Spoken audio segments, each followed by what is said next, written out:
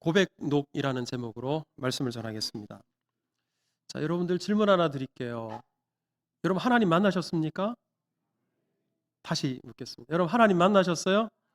네, 고맙습니다.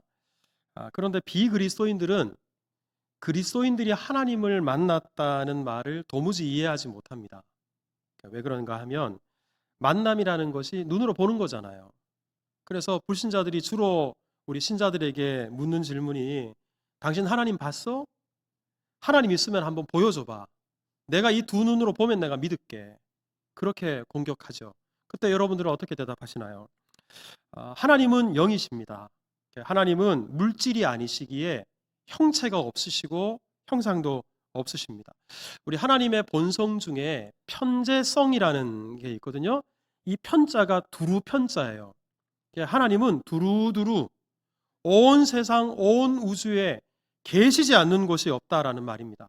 지금 이곳 본당에도 두세 사람이 내 이름으로 모인 곳에 나도 그들 중에 있다. 하나님이 이곳에 임하여 계신 줄 믿으시기 바랍니다. 이곳에만 계시나요? 우리 자녀들이 지금 예배드리는 교육관에도 하나님 계실까요? 안 계실까요? 계시죠. 만약에 하나님이 물질이라면, 하나님이 눈으로 볼 수 있는 모양이라면, 하나님이 이곳에 계시다면 다른 곳에는 계실 수 없어요. 우리가 그런 신을 신이라고 하지 않잖아요. 그런 신을 어떻게 우리가 믿고 의지할 수 있겠습니까? 이렇게 하나님은 영이시기에 성경에서도 하나님을 본 사람이 없다라고 단언합니다. 요한복음 1장 18절에 보면 본래 옛날부터 하나님을 본 사람이 없다. 요한일서 4장에도 어느 때나 하나님을 본 사람이 없다.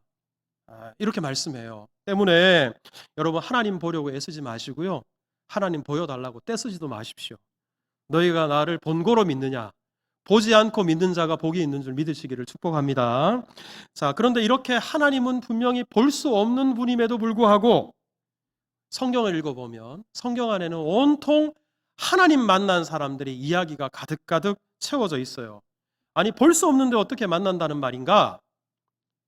여러분, 꼭 눈에 보여야만 존재하는 것은 아니잖아요. 공기가 눈에 보이지 않지만 우리가 호흡하는 걸 보면 공기가 있죠. 냄새가 나죠. 우리 옆에 분 오늘 새로운 향수 바꾸신 분들이 계실 텐데 냄새가 분명히 코에 솔솔 들어와요. 하지만 눈에 보이나요? 제가 지금 우리 강대상 앞에서 설교하고 있어요. 이 소리를 여러분들이 듣습니다. 근데 이 소리가 눈에 보이십니까? 보이지 않지만 존재하는 거죠. 마찬가지로 우리 하나님께서도 영이시기 때문에 눈으로는 볼 수 없어요. 하지만 분명히 살아계십니다. 하나님은 살아계시기 때문에 때로는 음성을 통해서 만나주시기도 하시고요. 때로는 기적을 통해서, 그러니까 하나님이 살아계시지 않고는 일어날 수 없는 그런 이적들을 통해서 우리를 만나주시기도 하시고요. 또한 하나님의 영광을 보여주시기도 하고요. 꿈을 통해서 우리를 만나주기도 하십니다. 자, 그런데 이렇게 하나님을 우리가 만나는 방식은 다양할 수 있어요. 하지만 누구든지 하나님을 만난 후에 나타나는 반응은 비슷해요. 우리 성경 속에서 하나님을 만난 사람들이 만난 후에 어떤 반응을 보였나 보면 공통점이 있는데, 자, 우리 창세기 28장에 보면 야곱이 꿈속에 하나님을 만났어요. 사닥다리가 하늘에 올라 있고요. 그때 하나님을 만난 다음에 야곱이 이렇게 말해요. 하나님께서 과연 여기 계시는데 내가 알지 못했다. 즉 하나님 만났다는 거예요. 자, 이렇게 하나님 만났다는 사실을 알고 나서 그 다음 절에 야곱이 두려워하여 이르되 뭐라고 했어요? 두렵도다. 하나님을 만난 이후에 두려움에 사로잡힙니다. 욥은 하나님을 만나기 전에 얼마나 말이 많았는지 몰라요. 얼마나 떠들었는지 몰라요. 하지만 하나님께서 임재하시고 하나님의 음성을 듣고 난 이후에는 욥이 보소서 나는 비천하오니 나는 아무것도 아니라는 거예요. 나는 먼지 같은 존재라는 거예요. 그리고 지금까지 떠들었던 것에 대해서 하나님 앞에 회개하면서 내 손으로 이 입을 가릴 뿐이니이다. 하나님 앞에 납작 엎드립니다. 이사야 선지자는 성전에서 환상 중에 하나님을 만났어요. 그 하나님의 만남 이후에 이사야가 이렇게 고백합니다. 화로다 나여 망하게 되었도다. 나는 부정하고 또 부정한 사람이다. 이 죄인이 감히 하나님을 만났다. 하나님 앞에 납작 엎드립니다. 우리 신약 성경에 베드로는 예수님께서 행하시는 놀라운 기적을 통해서 하나님의 영광을 봤어요. 예수님께서 베푸시는 기적을 통해서 베드로를 만나 주신 거예요. 자, 이 하나님의 영광을 보고 난 이후에 베드로가 예수님의 무릎 아래 엎드립니다. 그런 다음에 주여 나를 떠나소서. 나는 뭐라고요? 죄인입니다. 여러분 공통점을 발견하셨습니까? 하나님을 만난 사람들은 하나같이 두려워합니다. 그리고 자기가 정말 하찮은 비천한 죄인에 불과하다라는 사실을 깨닫게 됩니다. 여러분 하나님은 분명히 좋으신 하나님이고 사랑의 하나님이신데 왜 하나님을 만나면 하나님을 두려워하게 될까요? 하나님은 죄가 없으신 분인데 왜 우리가 하나님을 만나면 내가 죄인됨을 깨닫고 하나님 앞에 회개하게 되는 걸까요? 여러분 그 이유는 거룩하신 하나님 앞에 설 때 우리의 죄가 적나라하게 드러나기 때문에 그렇습니다. 여러분 지금 우리가 예배드리는 이 예배당 안에 공기가 깨끗해 보이죠? 먼지가 조금도 없어 보이죠?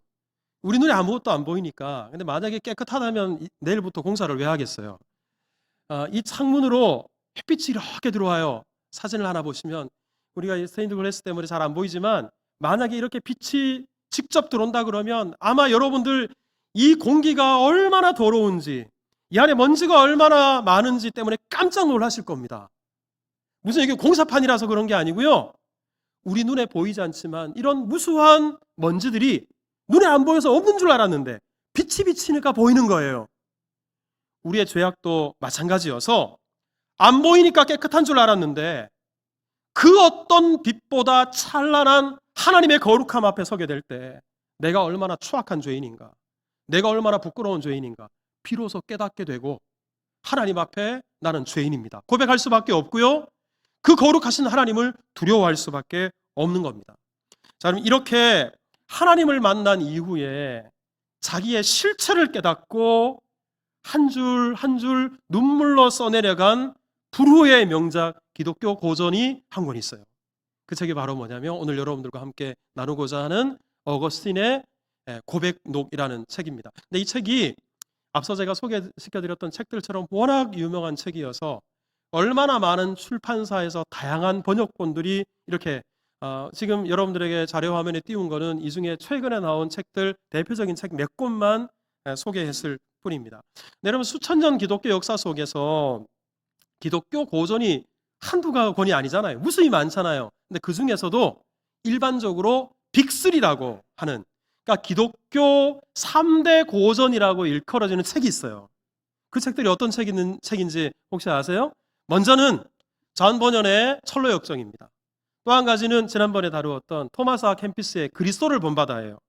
그리고 세 번째 책이 바로 오늘 여러분과 나누게 될 어거스틴의 고백록입니다. 사실 철로역정이나 그리스도를 본받아에 비해서 상대적으로 이 고백록이라는 책은 덜 유명하다 이렇게 생각하시는 분들이 많을 거라고 생각해요. 하지만 결코 그렇지 않습니다. 여러분 어거스틴의 고백록은 믿지 않는 사람들조차도 뭐라고 이야기를 하냐 그러면 이 책은 인류 역사상 최고의 자서전이다. 여러분 인류 역사상 얼마나 많은 책들이 쏟아져 나왔습니까? 그 많은 책들 중에 최고의 자서전이다. 그러니까 이 책의 가치가 어느 정도다 짐작이 되실 거예요. 근데 이 책은 기독교 서적임에도 불구하고 우리 많은 평론가들이 또 문학가들이 서구 문학에 있어서 가장 영향력 있는 작품 중에 하나다. 고백록이 그만큼 유명한 책입니다. 제가 어저께 미국의 한 일간지 칼럼을 읽었는데 그 칼럼 끝부분에 성 어거스틴의 고백록에 보면 이런 글이 있습니다라고 고백록의 한 토막을 가지고 칼럼을 마무리해요. 그걸 보면 서구 사람들이 얼마나 이 책을 잘 알고 있고 이 책을 권위 있는 책으로 이해하고 있는지 단편적으로 우리가 알 수 있습니다. 그런데 여러분 이 고백록이라는 책뿐만 아니라 이 책을 쓴 어거스틴 또한 기독교 역사 속에서 대단히 중요한 인물인데요. 우리 어거스틴이 4세기 사람이에요. 대단히 오래된 사람이기 때문에 사진이 없는 것은 당연할 테고 이 어거스틴이라는 이름이 영어식 발음이고요. 당시에 라틴식 발음으로 하면 아우구스티누스예요. 근데 우리 아마 많은 분들이 이 두 가지 이름을 전혀 다르게 느껴지니까 다른 사람이 아닐까 싶지만 어거스틴이나 아구스티누스나 똑같은 사람인데, 근데 많은 사상가들과 역사가들이 오늘날 기독교 신학이 형성되는 데 있어서 성경의 사도 바울 다음으로 중요한 인물이 어거스틴이다. 여러분, 바울 다음이래요. 어느 정도 이 사람이 우리 교회 역사 속에서 기독교 진리를 위해서 쓰임 받았는지 단편적으로 알 수 있죠. 미국 하버드대 철학과 우리 교수인 화이트헤드라는 분이 있는데요. 이분이 어거스틴에 대해서 이렇게 말을 했어요. 현대 모든 철학은 플라톤 철학의 주석이고 현대 모든 신학은 어거스틴 신학의 주석이다. 여러분, 철학사에 있어서 플라톤을 빼놓고 설명할 수 없어요. 그런데 신학에 있어서, 우리 신앙에 있어서 어거스틴을 빼놓고 지금의 신학과 기독교 진리는 있을 수 없다라는 말이니까 참 이 사람이 하나님께 크게 쓰임받은 하나님의 도구였다라는 말입니다. 근데 뿐만 아니라 루터와 칼빈을 비롯한 종교개혁가들, 우리 종교개혁, 그것 때문에 저와 여러분들이 이렇게 개혁교회에서 신앙생활을 할 수 있게 되었는데요. 이 개혁가들에게 가장 큰 영향을 끼친 사람이 다름 아니라 어거스틴이라고 입을 모읍니다. 여러분, 이것은 우리 종교개혁의 사상적 기초가 되는 진리들을 어거스틴이 글로 썼다, 가르쳤다라는 이 말인데, 여러분 왜 그런가? 여러분, 어거스틴의 책을 읽어보면 그 모든 사상과 책 속에 흘러내려오고 있는 신학적 초점이 하나가 있는데, 자, 저를 한번 따라서 해보세요. 하나님의 은혜. 우리 어거스틴은 한결같이 하나님의 은혜를 강조해요. 우리 많은 분들이 4세기 사람이니까 캐톨릭 사람 아니냐, 어거스틴이 천주교에 무슨 속해 있는 사람 아니냐, 이렇게 착각하는 분들이 계시는데, 근데 여러분, 종교개혁이 일어날 때 뭘 가지고 종교개혁이 일어났어요? 캐톨릭에서 우리가 구원받는 것은 인간의 노력과 인간의 선행과 인간의 공로로 구원받는다라고 가르치는 것을 아니다, 오직 은혜에 의해서 믿음으로 구원받는다. 여러분, 이게 바로 종교개혁의 핵심이잖아요. 그런데 어거스틴이 다름 아니라 그 옛날에 하나님의 은혜에 대해서 강조하고 또 강조했습니다. 그러니까 이것이 개혁가들에게 영향을 미치고, 개혁가들이 인간의 의지나 노력이 아니라 오직 하나님의 은혜를 설파하면서 망가진 교회를 다시 회복시킬 수 있었던 것입니다. 네, 여러분, 이 어거스틴이 바로 자서전처럼 쓴 책이 바로 고백록인데요. 이 책이 우리 한 2년 전에 다시 번역돼서 나온 책인데, 제가 예전에 읽었던 책에 비해서는 훨씬 더 문장도 좋고, 그리고 원래 처음 기록 의도에 맞게 잘 번역이 된 것 같아요.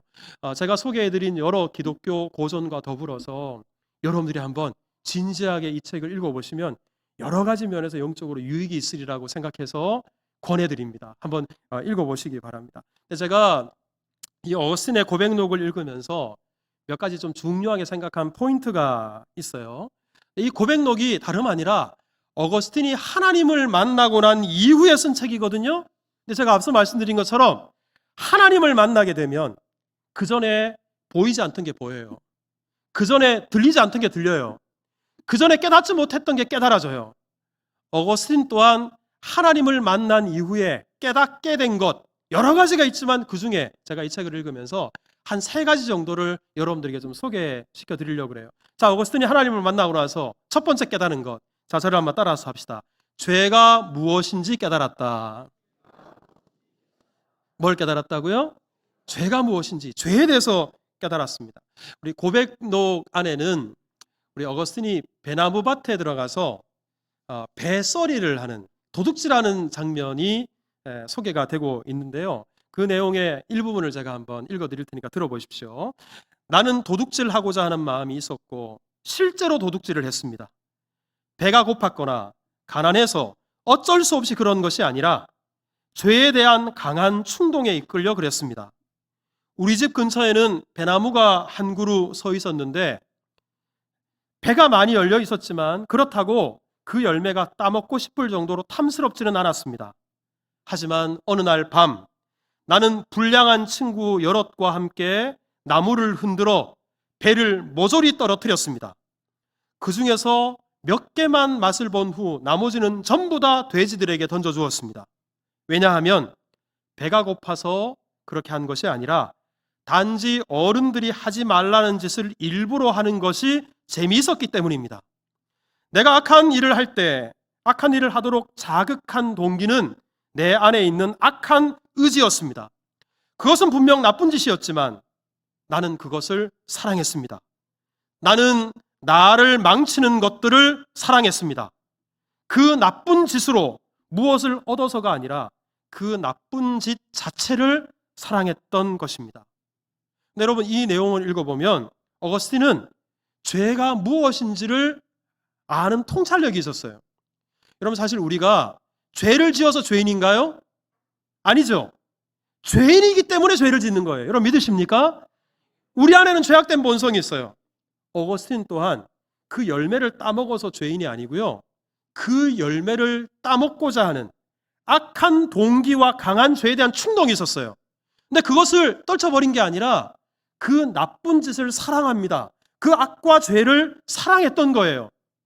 자기 안에 바로 죄악된 본성, 죄악의 동기, 죄를 짓고자 하는 의지가 있다는 사실을 알았어요.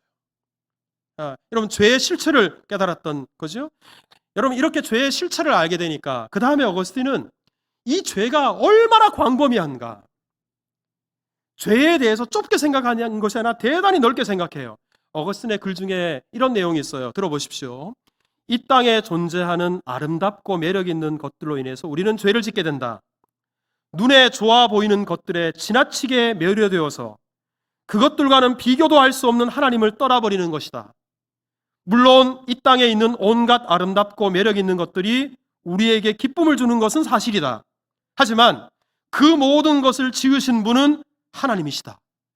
아무리 아름답고 매력적인 것이 있다 할지라도 그것을 지으신 하나님과 어찌 비교할 수 있으랴. 여러분, 그렇죠? 이 세상에 우리의 마음을 빼앗는 것, 우리를 매료하는 것들, 아무리 귀하고 좋은 것이 있다 하더라도 그것을 주신 분이 누구세요? 하나님이십니다. 그런데 우리는 거기에 취해서 그것을 지나치게 사랑하느라 하나님은 놓쳐버려요. 하나님을 잊어버려요. 그런데 이것을 어거스틴은 바로 죄다. 죄가 바로 이것이다. 하나님 자리를 대신하는 것, 그리고 하나님을 사랑해야 되는데 그 마음을 다른 곳으로 옮기는 것, 이것이 바로 죄라는 사실을 깨닫습니다. 여기서 끝나는 것이 아니고요, 어거스틴은 하지 말아야 할 것을 하는 것은 물론 죄지만 거기서 끝이 아니고, 자, 저를 한번 따라서 해보세요. 해야 할 일을 하지 않는 것도 죄다. 하지 말아야 될 것 하면 죄죠. 그런데요, 내가 마땅히 해야 될 일인데도 하지 않았다. 이것 또한 죄라고 어거스틴은 깨달았습니다. 근데 여러분, 우리가 마땅히 해야 될 일, 이거 하지 않는 것을 보통 요즘은 게으르다 그러잖아요. 그런데요, 어거스틴 시대만 하더라도 이렇게 늘 유유자적하게 놀고 일하지 않고 한량처럼 살아가는 거, 그거 그 사람의 능력이라고 생각했어요. 그 사람 가진 사람이니까, 그만큼 높은 지위에 있으니까 열심히 성실하게 살아가는 사람들은 가난한 사람들이고, 그리고 노예나 종이나 하는 일이지, 가진 사람, 있는 사람들은 그냥 늘 말만 하면 되는 것이고 늘 놀아야 그게 자기의 힘이고 능력이다, 이렇게 생각했던 때예요. 그랬던 시대에 어거스틴은 아니다. 내가 마땅히 해야 될 일이 있는데, 하나님께서 나에게 주신 사명이 있는데 그것을 하지 않는 것까지도 죄다. 이 죄에 대해서 얼마나 깊은 인식과 통찰이 있었습니까? 그러면 우리 한번 질문해 보십시다. 우리는 어떤가? 우리는 과연 꼭 감옥에 잡혀가고 벌금을 내야 되는 그런 것 말고, 하나님께서 보시기에 정말 이거 하나님께서 미워하시는데, 성령께서 근심하시는데, 이거 성경에서 하지 말라고 말씀하시는 것인데 여전히 떨쳐버리지 못하고 죄라는 인식도 하지 못하고 그 죄에 발을 담그고 살아가고 있지는 않습니까? 여러분, 우리가 정말 하나님을 만난 사람이라면 그것이 죄로 보여져요. 정말 우리가 하나님을 사랑한다고 하면 그 죄가 미워지고요, 그리고 그 죄와 맞서 싸우려고 하는 마음의 동기가 생겨요.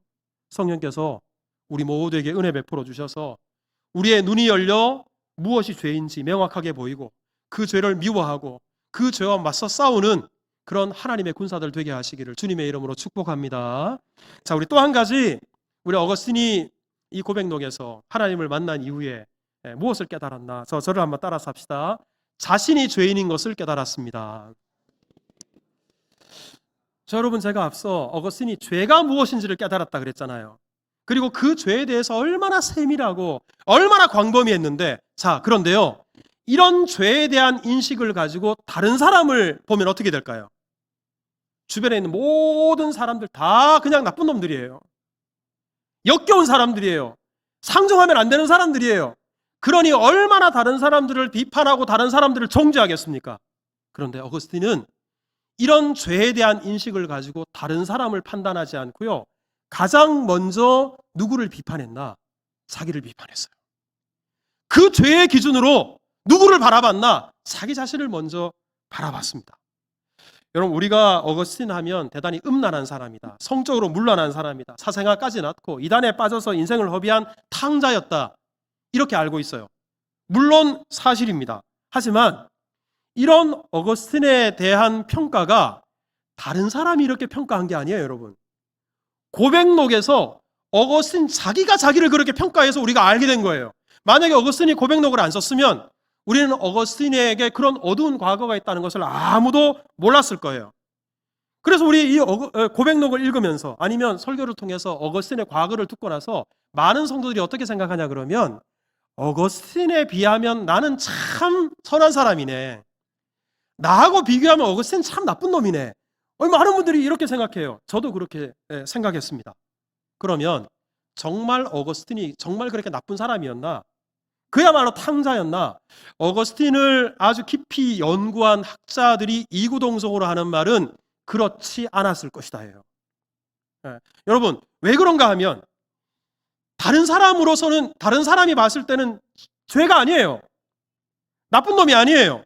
그런데 엄격한 죄의 기준을 가지고 어거스틴은 자기 자신을 신랄하게 비판합니다. 그것 때문에 어거스틴이 죄인으로 드러난 것뿐이다, 많은 학자들이 그렇게 이야기를 해요. 여러분, 몇 가지 제가 예를 소개해 드리려고 하는데, 이 고백록 7장에 보면 제목이 유아 시절에도 죄가 있었다 예요. 자, 여러분 유아 시절 생각나십니까? 엄마 품에 안겼을 때, 젖 먹을 때. 그런데 여러분, 우리 예전에 부흥사 목사님들이 더러 그러잖아요. 여러분, 회개하십시오.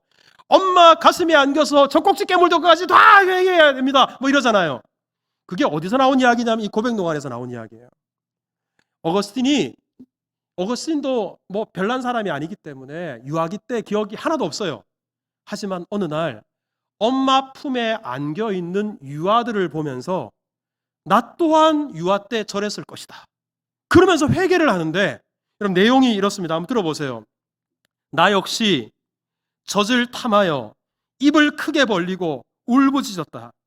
유아들이 함께 젖을 먹는 자기 형제를 창백한 얼굴로 사납게 노려보듯 나 또한 엄마의 젖가슴에서 젖이 넘치는데도 젖을 나눠 먹기를 거절했을 것이다. 이런 것을 죄 없는 것으로 해야 할까? 여러분, 자기가 기억하지도 못하는 유아기 시절에 그런 자기의 연약함, 본능으로 행한 일을 가지고도 어거스틴은 나는 죄인입니다, 유아 시절에도 나는 하나님께 범죄했습니다, 이렇게 고백하는 거예요.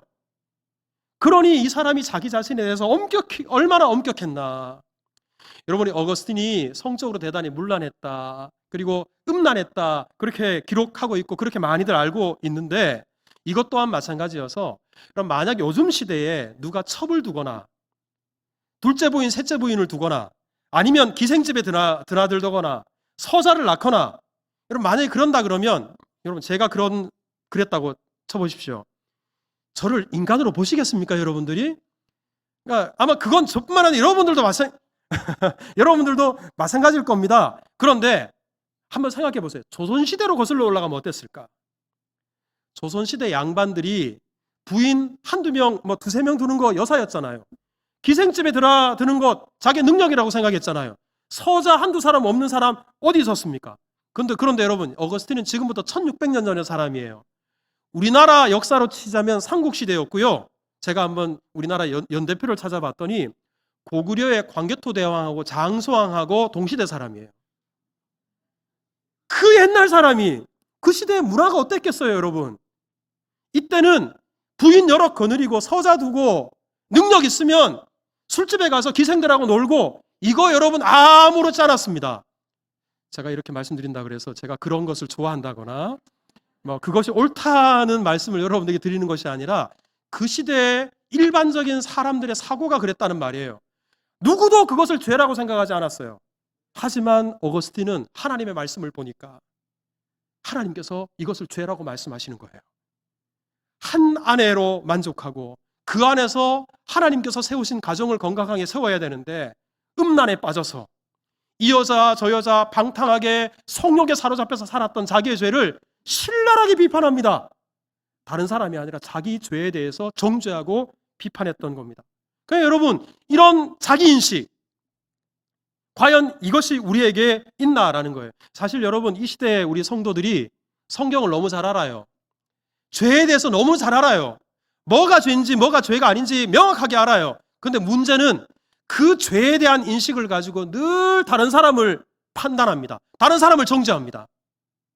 우리 예수 믿는 사람들은 언제나 타인을 바라볼 때마다 어떤 입장을 가져야 되냐면, 한번 따라서 해보세요. 그럴 수도 있지. 여러분, 우리 옆에 분 손 한번 잡으시고 그럴 수 있습니다. 다 같이 시작. 자, 그런데 이번에는 자기 자신을 가리켜서 어떻게 그럴 수 있냐. 시작. 여러분, 이게 바로 어거스틴의 고백록에서 말하는 거예요. 다른 사람에 대해서는 너그러워요. 그럴 수 있지. 하지만 자기 자신에 대해서는 네가 어떻게 하나님의 자녀로서, 성도로서, 목사로서, 장로로서, 권사로서 그럴 수 있느냐. 자기 자신에 대해서 신랄하게 비판합니다. 여러분, 이렇게 하나님을 만난 사람들은 타인이 아니라 자기 자신이 바로 내가 죄인이라는 사실을 깨닫고 하나님 앞에 엎드립니다.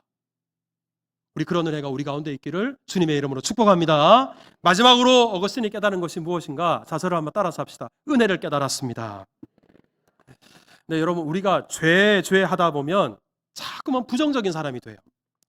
회의주의에 빠져요. 그런데요, 어거스틴의 이 고백록 안에는 온통 죄에 대한 이야기, 온통 회개에 대한 이야기예요. 그런데요, 죄와 회개만 이야기하는 것이 아니라 동시에 어거스틴은 감사해요. 왜냐 그러면 죄를 깨달으면 깨달을수록 하나님의 은혜가 찬란하게 빛난다는 사실을 깨달았기 때문에 그래요. 여러분, 어거스틴이 예수님을 구주로 영접한 이후에 이렇게 말합니다. 나는 점점 더 비참해져 갔다. 그럴수록 주님은 점점 더 가까이 나에게 다가오셨다. 여러분, 이 은혜의 비밀을 아십니까? 여러분, 죄로 말미암아 나는 영원한 멸망에 처해질 죄인이에요.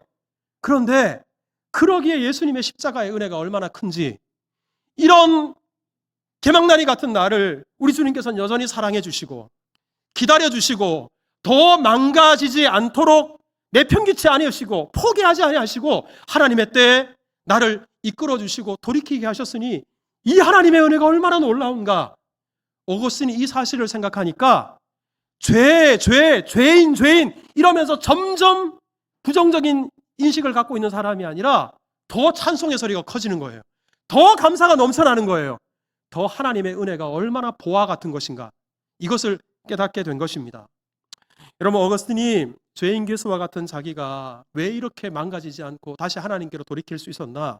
고백록에서 빼놓지 않고 있는 것이 어머니의 기도, 엄마의 눈물 어린 기도, 이것 때문이다 라고 어거스틴이 이야기를 하는데, 우리 고백록 안에 보면 어머니가 카르타고의 한 감독을 만나요. 자기 아들을 위해서 기도해달라고 부탁을 합니다. 그랬더니 그 감독이 어거스틴에게 이렇게 말을 해요. 이제 그만 집에 가보십시오. 당신이 이렇게 살아서 아들을 위해 눈물로 기도했는데 그런 아들이 멸망을 당할 리가 있겠습니까? 이 말을 줄이면 한번 따라서 해보세요. 기도한 자식은 망하지 않는다. 이걸 줄여가지고 그 말이 유명해진 거예요. 기도하는 자식은 망하지 않는다. 바로 그 어머니 끝까지 포기하지 않고 눈물로 하나님께 기도해서 하나님께서 나를 불쌍히 여겨주셨다. 하나님의 은혜를 그 안에서 발견한 한 겁니다. 여기서 끝나지 않고 어거스틴은 자기가 하나님 앞에 와서 무릎 꿇고 이 죄악들, 방탕한 생각들 떨쳐버리려고 늘 하나님께 기도하고 그리고 하나님 말씀을 붙잡고 있었어요. 그런데도 삶의 변화가 없어요. 하나님을 만난 것 같지 않아요. 여전히 하나님은 멀리 계신 것처럼 느껴져요. 그러던 어느 날 하나님께 기도하다가, 그리고 말씀을 묵상하다가 저기 이탈리아의 한 마을에 있는 집에 머물고 있었을 텐데 바깥에서 애들이 뛰어다니면서 동요를 부르는 그 소리가 들리는 거예요. 자, 한번 따라서 해보세요. 톨레레게. 다시 한번 해보세요. 톨레레게. 이 우리나라로 치자면 두꺼봐 두꺼봐 헌집 줄 개새집다 이런 노래인데, 이 톨레레게라는 말이 무슨 말이냐면 집어서 읽어라. 그러니까 아마도 애들한테 책을 가까이 해라, 또 책을 많이 읽어라, 이런 동요를 아이들이 흥얼거리었던 것 같아요. 그런데 어거스틴이 그 노래 소리를 들으면서 이것이 자기에게 주시는 하나님의 음성처럼 들렸어요. 애들 노래 소리가 아니라. 그러면서 그 즉시 성경책을 집어 들고 펼쳤어요. 그래서 읽은 구절이 바로 오늘 우리가 읽은 로마서 13장 13절 14절이에요. 우리 다시 한번 읽어볼까요? 자, 13절 같이 읽습니다. 시작. 낮아와 같이 방탕하거나 술 취하지 말며 음란하거나 호색하지 말며 다투거나 시기하지 말고. 여러분, 이게 바로 자기 자신이라는 거예요. 늘 어둠의 일을 좋아하고 단정하지 못하며 방탕하고 술에 취해 살아가고, 얼마나 음란한지, 얼마나 호색하는지, 얼마나 돌아다니면서 사람들과 쌈박질하고 돌아다니는지, 이게 바로 다른 사람 이야기가 아니라 나의 이야기다, 나의 죄다. 이 말씀을 통해서 정신이 번쩍 들어요. 그리고는 그 다음 절 14절에, 자, 같이 읽을까요? 시작. 오직 우리 예수 그리스도로 옷 입고 정욕을 위하여 육신의 일을 dom하지 말아라. 이런 모든 죄악들을 떨쳐버리고 내가 하나님의 자녀로 살아갈 수 있는 것, 그것은 오직 예수 그리스도로 옷 입는 것, 예수님의 은혜밖에 없다는 사실을 깨닫습니다. 이때 하나님을 만나요. 그리고 이 하나님의 말씀 속에서 진리의 빛을 발견합니다. 그의 삶이 회심하게 되고 새로워지고 위대한 하나님의 사람으로 쓰임받게 되는 것이죠. 네, 여러분, 이렇게 하나님의 은혜를 아니까 어거스틴의 손에서 이 하나님의 말씀, 성경책이 떠나질 않아요. 그래서 우리 사진을 하나 보시면, 이 사진이 이 고백록 안에 있는 한 페이지 그냥 제가 무작위로 펼쳐서 사진 찍은 거예요. 여기에 보면 어거스틴이 하나님의 말씀을 얼마나 사모하고 얼마나 묵상했던지 매 절마다 철로역정처럼, 그리스도를 본받아라는 책처럼 성경 구절들이 다 적혀 있어요. 이 성경의 말씀들이 바로 이 책 써내려가는 근거가 된 것입니다. 여러분, 이렇게 하나님의 말씀이 어거스틴을 새롭게 했어요. 우리 어거스틴이 쓴 고백록에 이때 하나님 말씀을 읽고 새로워지고 난 이후에 이렇게 말을 합니다. 나는 더 이상 읽을 필요가 없었다. 왜냐하면 이 말씀을 읽는 순간 한 줄기의 확신의 빛이 내 마음속으로 들어오면서 의심의 모든 어둠을 사라지게 만들었기 때문이다. 하나님을 만난 거예요. 이런 은혜 우리 모두에게 주시기를 주님의 이름으로 축복합니다. 이렇게 우리가 주님을 만나게 될 때 죄가 무엇인지 깨닫게 되고요, 죄의 비참함을 깨닫게 되고요, 다른 사람이 아니라 내가 바로 그 죄인인 것을 깨닫게 되고, 예수 그리스도의 십자가의 은혜가 얼마나 놀라운 것인가, 구원이 얼마나 감격스러운 것인가 새삼 깨닫게 되는 겁니다. 우리 가운데도 이런 은혜가 있어야 되겠지만, 제가 이 말씀 준비하면서 이번 여름 성경학교와 수련회를 통해서 우리 다음 세대들이 이렇게 인격적으로 예수님을 만나서 변화될 수 있다면, 새로워질 수 있다면 얼마나 귀할까. 우리가 이런 마음으로 주님 만나게 해주옵소서 기도해야 되지 않겠습니까? 이런 은혜가 우리 작년 세대들뿐만 아니라 다음 세대들 가운데도 넘치기를 주님의 이름으로 축복합니다.